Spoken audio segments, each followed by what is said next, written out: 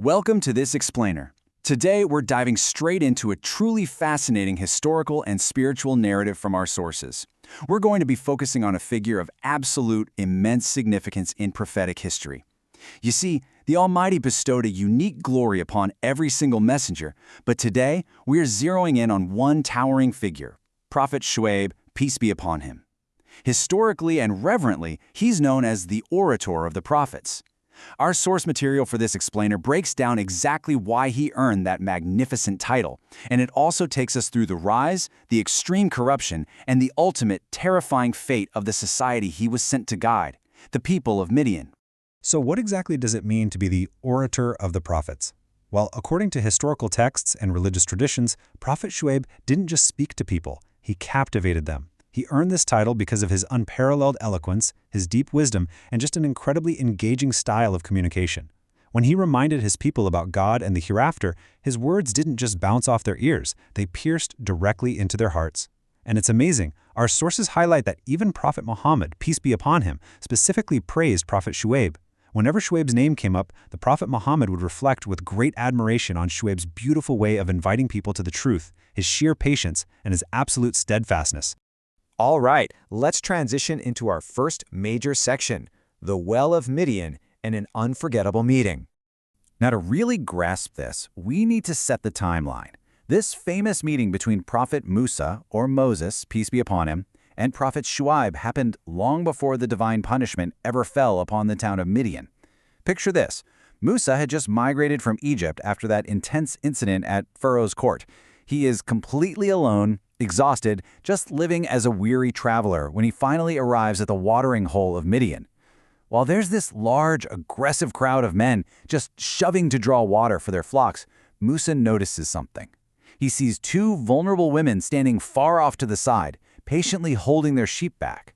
They were deliberately and smartly avoiding that chaotic, male-dominated crowd at the well. And Musa, even though he's totally drained from days of travel, he has this deep, inherent sense of human dignity and justice.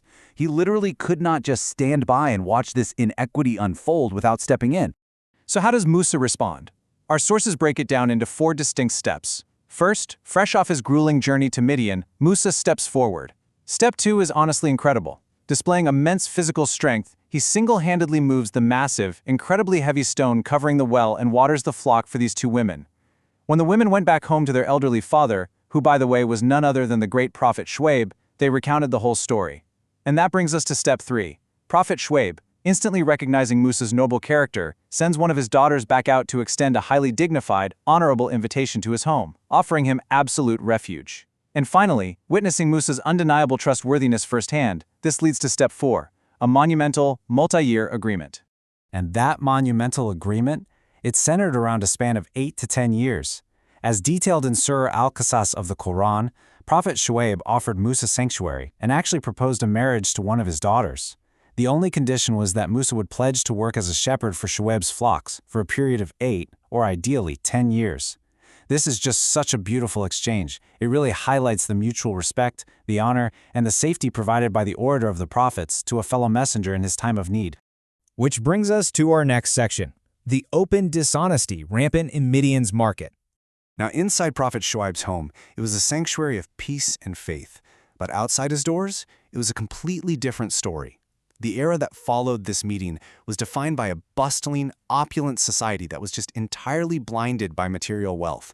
On one hand, you have Prophet Shoaib, desperately trying to teach his people the worship of one God, combined with the absolute necessity of honest trade. But on the other hand, the tragic reality of Midian society was vastly different. Their biggest collective sin wasn't just a few individuals being greedy. It was systemic, ingrained economic corruption. They suffered from this extreme arrogance, routinely and openly cheating their customers by manipulating weights and measures. They were essentially swallowing the rights of everyday people just to line their own pockets. So how is this addressed? Let's dive into the call of truth and the Quranic message. This brings us right to the climax of Prophet Shoaib's mission. Standing literally in the middle of their fraudulent markets, Shoaib delivered a direct, divine warning to an arrogant elite who genuinely believed their wealth made them untouchable. Using that unmatched eloquence of his, he proclaimed the words beautifully captured in Surah Al-Araf, verse 85. "O my people, worship Allah, you have no deity other than Him. There has come to you clear evidence from your Lord. So fulfill the measure and weight, and do not deprive people of their due, and cause not corruption upon the earth. That is better for you, if you should be believers. You see, this wasn't just a spiritual plea to pray more. It was a hard, uncompromising command against their economic corruption and the massive societal decay they were causing. And that leads us to our final and, frankly, most sobering section: rebellion and the terrifying divine punishment. You'd think they might listen, right? Sadly, the response from the people of Midian was pure mockery. The arrogant leaders just sneered at Shoaib's sincere advice. They sarcastically asked him if his daily prayers were what dictated how they should manage their own economy. They were completely, totally blinded by their own arrogance. And because they stubbornly refused to change their ways and kept up this systemic oppression, a threshold was crossed. The ensuing destruction unfolded stage by horrifying stage. First, over several days, the entire region was hit with a severe, suffocating, unrelenting heat. Desperate for any kind of relief, the people of Midian saw a dark, shadowy cloud gathering in the sky. Thinking, oh great, a cool rain cloud, they all gathered together right beneath it. But in an instant, instead of rain, an absolute horror fell upon them. A terrifying, earth-shattering sound, known as the Seha, tore through the sky, immediately followed by a devastating, violent earthquake from below. The absolute finality of this event is captured so powerfully in Surah Hud, verses 94 and 95. And when our command came, we saved Shoaib and those who believed with him by mercy from us. And the shriek seized those who had wronged, and they became within their homes fallen prone. This passage brilliantly illustrates the ultimate dichotomy of this entire narrative. You have the sheer, miraculous salvation of the righteous by divine mercy, directly contrasted with the sudden, total, and inescapable destruction of the arrogant oppressors. The sources leave us with this incredibly chilling description. They were destroyed as if they had never even lived there. Just let that sink in. In an instant, the opulent markets, the arrogant merchants, the systemic fraud, all of it was completely erased. The bustling society of Midian was wiped entirely off the map, leaving absolutely nothing behind but an empty, echoing silence. It stands today as a stark, timeless reminder of the true devastating cost of systemic arrogance, greed, and the exploitation of others.